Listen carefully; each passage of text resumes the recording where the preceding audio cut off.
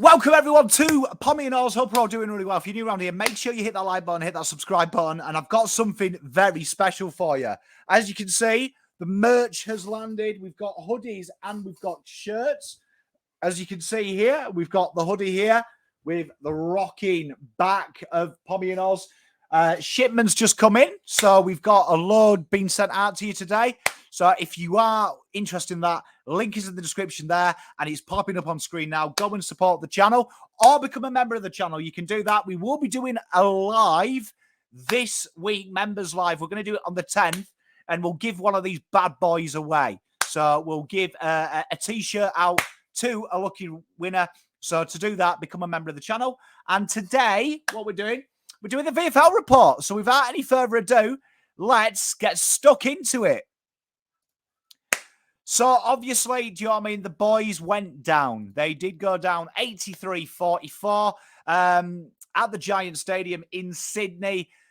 It was a piss poor performance, let's be honest. 12-11 playing 5-14.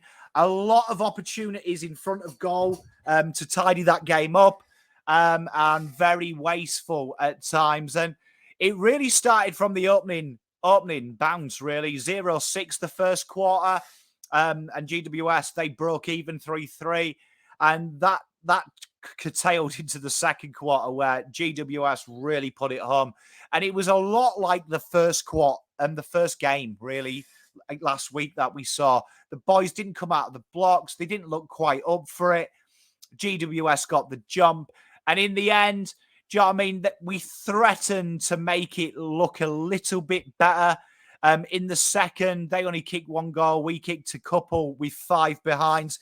It could have been like Geelong where we made the scoreline more respectable. But really, if we're going to be totally honest, the golfing class was prevalent. It was a 40-point win.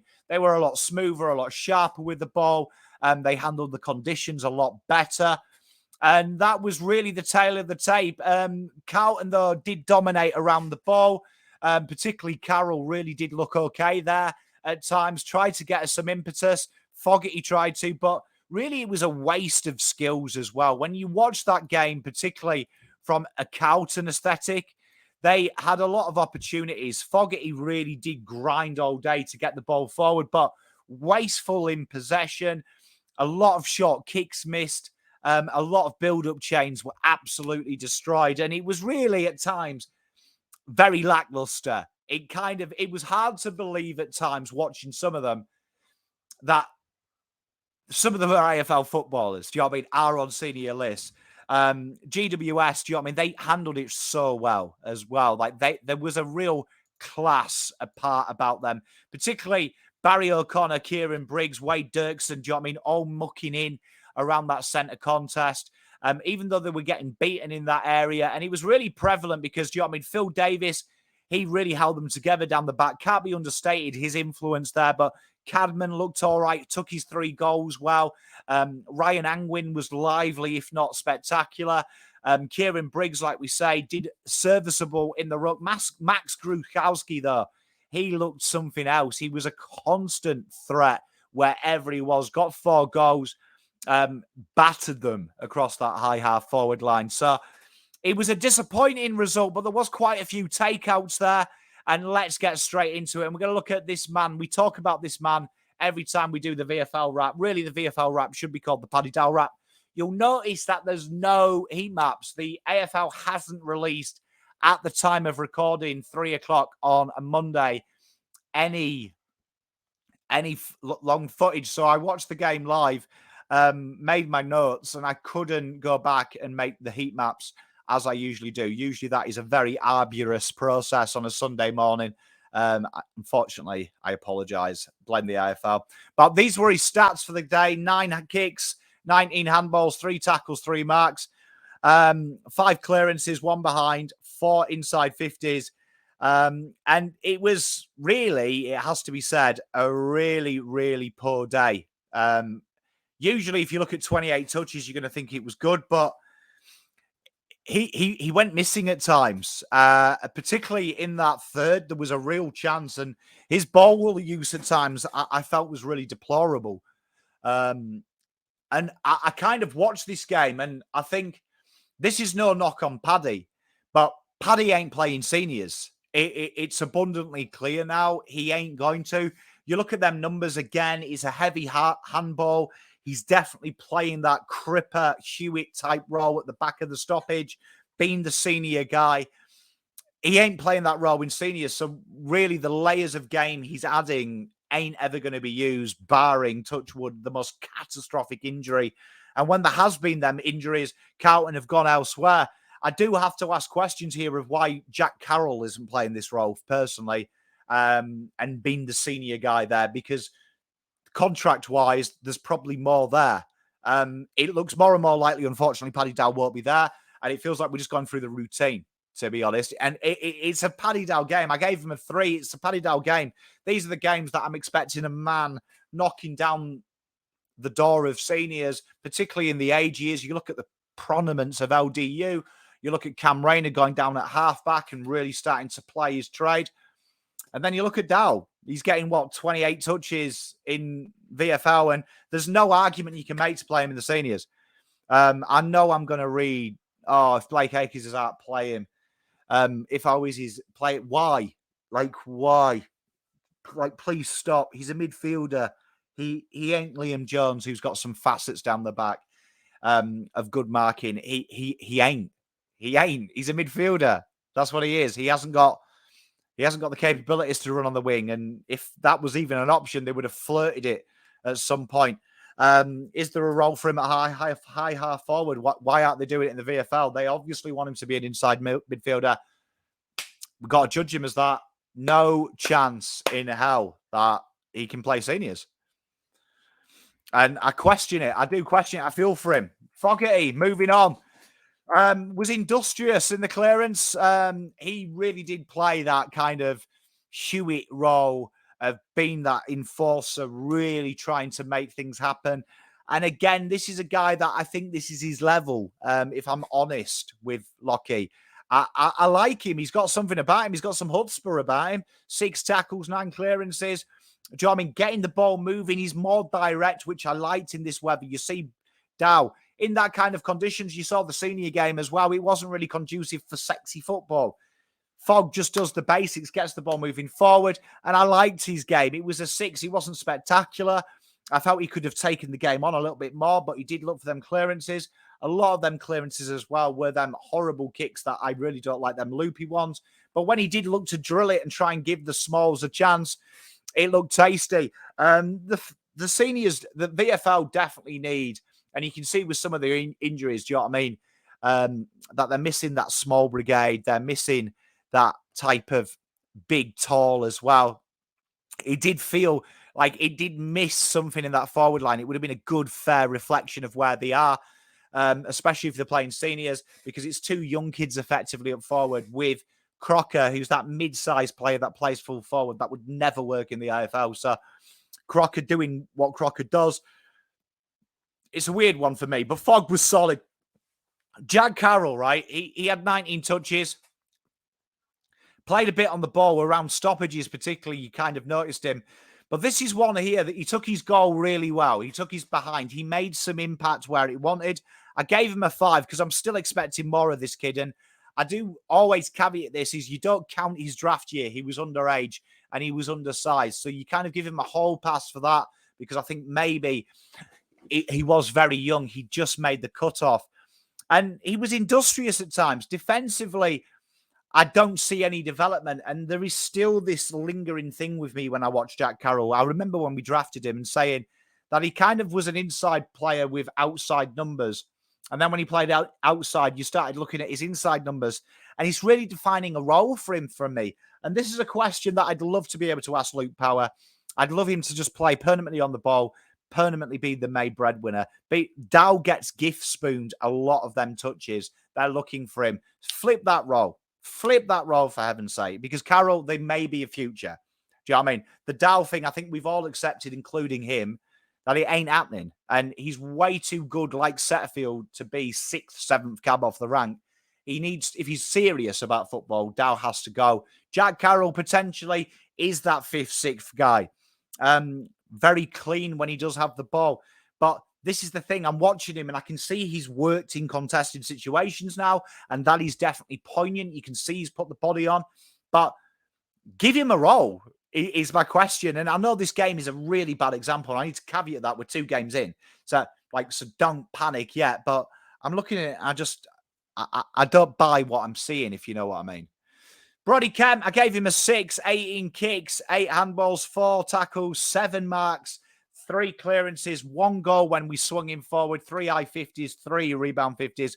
For a 6, I liked his game. There was times that when you could definitely see, and I'm going to caveat this, if you played seniors, and I want to see this guy as well, when they have their proper defenders in there, when Durden is back and things like that, because he was kind of playing like a pseudo tall third intercept, particularly in the pocket. He started there. Akwe played that key position. We'll come on to him. And I kind of was watching it and thinking, in real life, for him to learn his role properly, he ain't on the biggest guy, or he's got 2 key guys taking the 2 tallest, and he's looking at that mid. So he didn't really get the chance in this game to peel off his man like he should do in the seniors. Now, that's no fault of his, no fault of the club. Everyone's injured. So that's fair enough. That's what happens, right? But I was watching this game with a keen intent, and what he does is really smart. You can see he's naturally gifted at seeing the aerial ball. You watch this game and you can see that intercept defender, it's begging for him. It's begging for him. And then when he goes forward, gives a string to his ball that sometimes I think out and need a third. We float TDK up there. We sometimes question why Mitch McGovern doesn't go up there. You can see how that would work in the seniors particularly.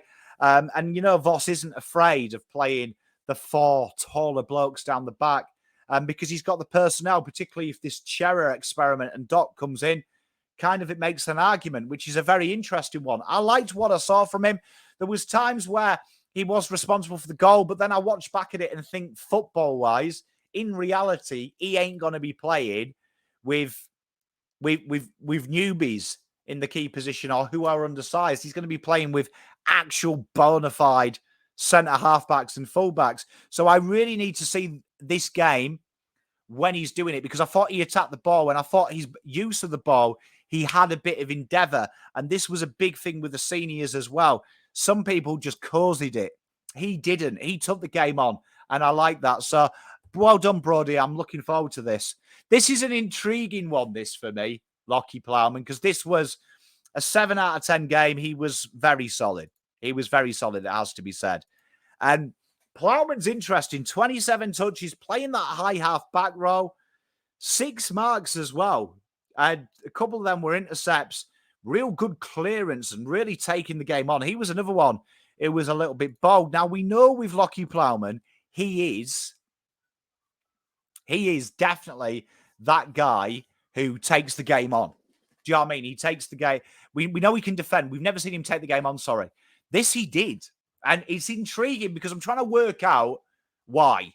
Because to give you an AFL role in the seniors, he was like a Doc Sard role. That high half back, go, go, go. We've never seen him play that role till GWS, probably. We've seen him as a lockdown. It's nice to see a string on his bar. He was reliable, if not spectacular at times. Pretty solid as well. When he did have Gruzkowski on him, he did very well. Gruzkowski did get the better of him a couple of times. But it's an entertaining one for me because I don't know where or why it's happening, if you know what I mean. I can't see him coming in as a high halfback. But you know what? I'm getting old. Stranger things have happened. Cunners, the return of him. His first quarter, a delight. There was a wonderful bob and weave, and he hit up down. You saw the class. Definitely suffering from the fact he hasn't played 600 odd days. You could see it. Just the 6 kicks, the 4 handballs, the 1 tackle, the 1 mark. That tackle, mind you, it was a very good little bit of defensive play. 2 clearances around the stoppages. Kicked the 1 behind. If he had the goal, that would have been sensational. 1 inside 50. Kind of played that high half forward, floating through around stoppages. I gave him a 5. It's probably lower. But the fact the guy hasn't seen the grass for 620 odd days, I enjoyed it. And this is going to be a really exciting one this week. This is going to be, you're all going to be tuning into the VFL, and I can't wait to see him because, you know what? It was a nice build. It was a nice basis. He blew the cobwebs off. Less said about it, the better. Harry Lemmy, he battled hard. Some of the entries inside 50, they really lacked a conduit at high half forward, and they lacked a bit of endeavour at times, a little bit of run on. It was an interesting one. Lemmy kind of suffered from this because it wasn't his day. He battled hard for the 2 marks. He got himself into good leads. He was forgotten about as well a few times. They went other options. You can see, this is my question with the VFL. Croker is definitely the target. Why? He ain't a senior. He ain't going to be playing seniors. I'd rather lose games and we focus on the kids. Do you know what I mean? And not use the VFL to try and win a VFL flag. To use the VFL, if Lemmy's going to be playing, heaven forbid it's an injury to 2 very good players, he's going to have to be targeted if he plays senior. So that's my question. That is definitely my question when I watch VFL. Okay, but Croker ain't coming in. So what's the point? So I'd love to see him be targeted more. Some good leads. As they develop, they'll get better. Binsey, I liked his game. It was a 7. He takes the game on. 10 marks. He makes himself available. The understated defensive running on this does my head in because him and Hollands work so hard on the defensive chains. And he was probably one of the few that tracked his arse back, but then got on his bike to get forward. Kicking still needs to be tidied up. Is he ready yet? No. But I tell you what, he takes the game on. Very hungry defensively, which is new to us because those who watched him in the juniors, he was very offensive at that high half, and he gets in really good positions as well. He loves the run on, the give and go. I really like Binsey. I can see why a lot of the juniors talked about this guy because he's such a high floor player. That's the big thing about him. His floor is mighty high. And I really like what Binsey. You know what? After O'Brien's game, he could be a sniff, you know, because I think O'Brien didn't do himself any favours. Joshua Honey breaks my heart this because there was a real opportunity. And I mean, obviously, he didn't go into this game knowing always would get hurt. But again, playing that Durden role. And he kind of went Zach Fisher on us. He just kind of ghosted it. And this was a game for Honey because they needed a conduit. And part of the reason Lemmy's downgraded is Josh. He didn't work hard enough for me, particularly attacking wise. And I love Honey. I'm a big fan of him. He was so raw in the rookie. Remember, I suggested he wasn't mentioned anywhere, but this is someone that you maybe look at a run as a rookie because he's got really good facets and then some of the things he can build on. Unfortunately, he just hasn't built on it. And he can take the opportunity because in glimpses in them 5 touches, he showed maybe 2 of them what he can do and looked for it. But he needs to find it enough. And I love Honey. But you know what? We're getting to desperation stakes with Josh Honey. And this was a game here that he was set up for him. Finally, we get to talk about something positive. Chinkota. Now, it's worth noting in this game that he was playing an identical role to Mitch McGovern. Incredibly important that you look at this game and don't think he played Sard's role. He played Doc's role. He played an intercept third coming in from that position. And you know what? We played 2 of them, him and Kemp, and he excelled. He excelled. See, he's putting on a bit of size as well, but he still hasn't lost the pace. Good defensively, very good attack of the ball. A little bit of an option to pinch hit him into that mid as well, which he did really well. Looked really good exiting D50 as well. And he was brilliant. And he has really put his hands up here. It's going to be interesting what Carlton do here because do they move? I mean, what do they do? If Akers misses, which I don't think he will, I really don't think. I think it's muscular, I'm hearing. So I think he'll be all right should he get off the suspension, which he should do. Chinkota is a chance. It's just how you fit him in. Do you know what I mean? Because you can't really change the wings, can you? They have probably been a big part of us winning 3 games. It's going to be an interesting one what they do because he's not a winger. And we don't want Mitch to be injured and we don't want any halfback. But it's going to be an interesting one because he did his claims, no doubt. No harm. Probably a good argument that I think, I'm a big fan of Cowan. Maybe it's time to give Cowan a rest. But then again, he's not playing that role. But it would be interesting because, I think he would do very well at it. Hudson O'Keefe, I like this guy's game. It was a 5. Took his goal well. You can see why Carlton have drafted him, though. You can see it. You can see what Austin's doing because there is definitely a huge base compared to Murkoff. And if they can get Murkoff's development from him being drafted into this guy, this kid could be very good. But I liked what he does. He works tirelessly around the ground. When he does go in the ruck, which is very minimal this game, it has to be said.